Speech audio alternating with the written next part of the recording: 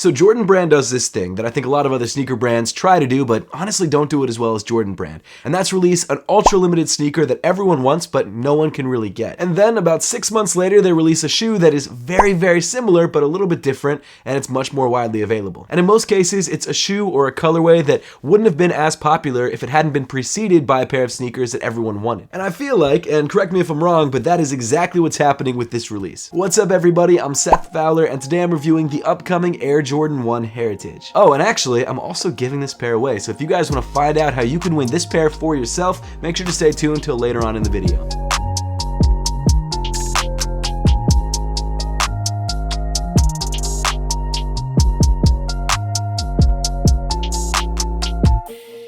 So although this shoe's color blocking is obviously based off another more popular release, namely the Fragment Travis Scott Air Jordan 1 Highs that dropped the end of last year, this shoe is still pretty clean in its own right. But first, let's talk about the US release date of the Air Jordan 1 Heritage. This shoe officially releases on May 25th, 2022. Granted, that release date could be pushed back or pulled forward. You never know with Jordan Brand in these last couple years, obviously because of the pandemic that we're all facing. But in addition to that, this shoe also has a retail price of $170. Now, presumably, this shoe will be releasing not only on the sneakers app, but also at local sneaker retailers. So if you want to grab a pair of these, you shouldn't have too hard of a time. But as I always do for all of my reviews, if you want to grab a pair of these early or just check the resale price, I've made sure to leave an affiliate link to GOAT in the description below. But before we get any farther into the review, let's take a quick look at the box. So it seems like Jordan Brand did decide to change up the box a little bit for the Air Jordan 1 Heritage. So unlike your standard Air Jordan 1 box, this box comes in matte white instead of your regular sort of semi-gloss black. Of course, you've still got the red Nike logos printed around the box, and then on the front of the box, you've got the size tag. So I went with the size 9, which is my true size. I say that in every single review, and it hasn't changed yet.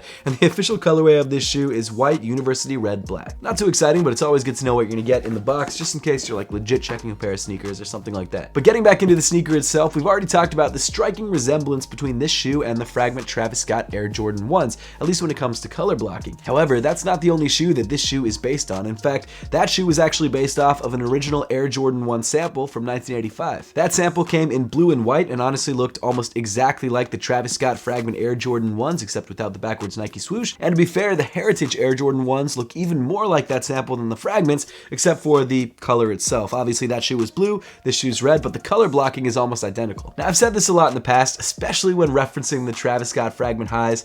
The color blocking on that shoe and this shoe, and also the samples, is just not exactly my thing. I like the sort of more well-balanced color blocking that you find on things like Chicago's or Breads, and yes, this is sort of the same color blocking as the Breads, except almost reversed. The white just makes the shoe feel a little bit more empty than the black does. Now obviously that's just my own personal preference, but we will get into that a little bit later on in the review. So starting off around the toe of the sneaker, on the mudguard, you've got this bright white flat leather. This sort of like matte white finish is really interesting, especially when it's overlaid on top of this very smooth leather. In fact, it almost looks like they took paper and put it on the side of the shoe. Not that that's a bad thing, but it's definitely different than what we're used to with most recent release Air Jordan 1s. In fact, I think if I had to compare this leather to any of the leather of the other Air Jordan 1s that have dropped, it would probably be closer to that of the Air Jordan 1 85s to feature that slightly thicker leather. Now, I don't think it's as thick as the Air Jordan 1 85s. It's definitely not, but it is in the same sort of textural ballpark. That was a weird sounding phrase. In the center of the toe, you've got this bright red tumbled leather, which I've got to say, I really love the tone of red that they use. This is probably my favorite kind of red. It's a little bit deeper than like bright red, but it's also just as saturated.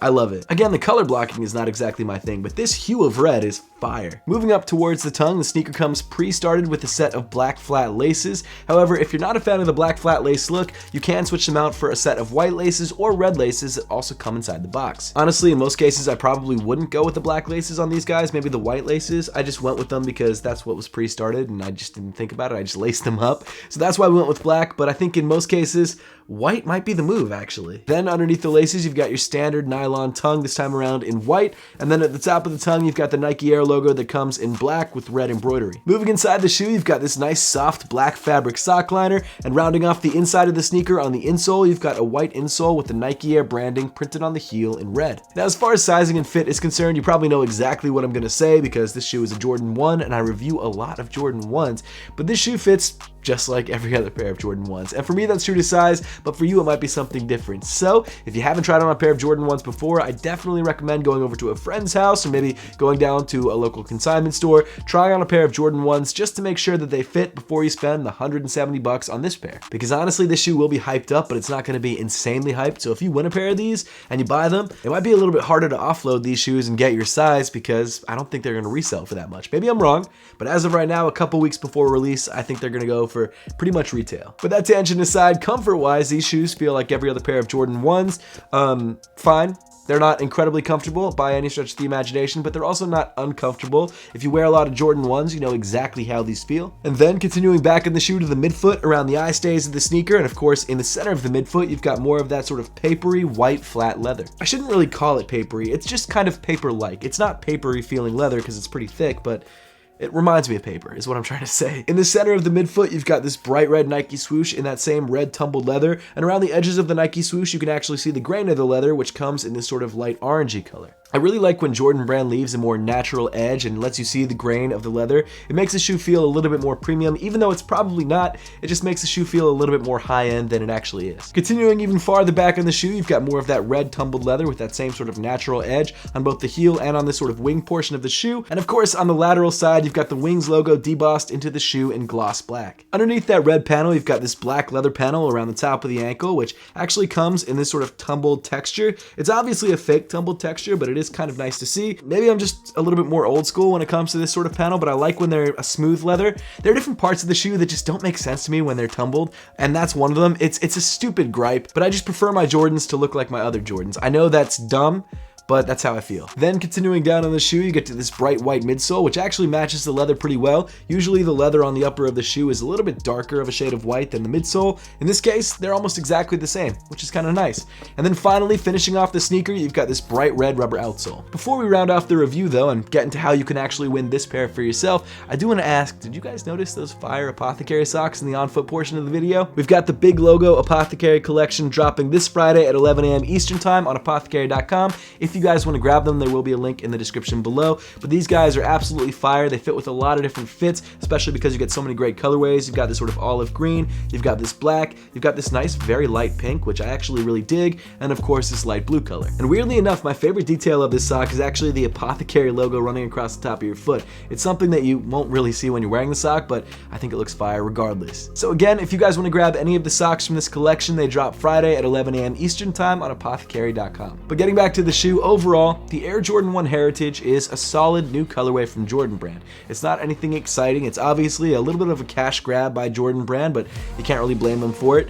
And if you like white, red, and black Jordan 1s, this is not a bad way to go. That being said, I don't think it's going to be the most popular Jordan 1 colorway this year. I think that distinction will be held by either the Georgetown 1s, at least in my opinion, or the possible Chicago Air Jordan 185s that they're going to release later this year. They might not look exactly how we think they're going to look, but if they look anything like the Chicago 1s, that's going to be like a crazy release. In my opinion, this shoe is, I guess, a good holdover until that time. And also, if you like this color blocking, it's definitely worth grabbing. It's a solid shoe. You guys know how I feel about Jordan 1s.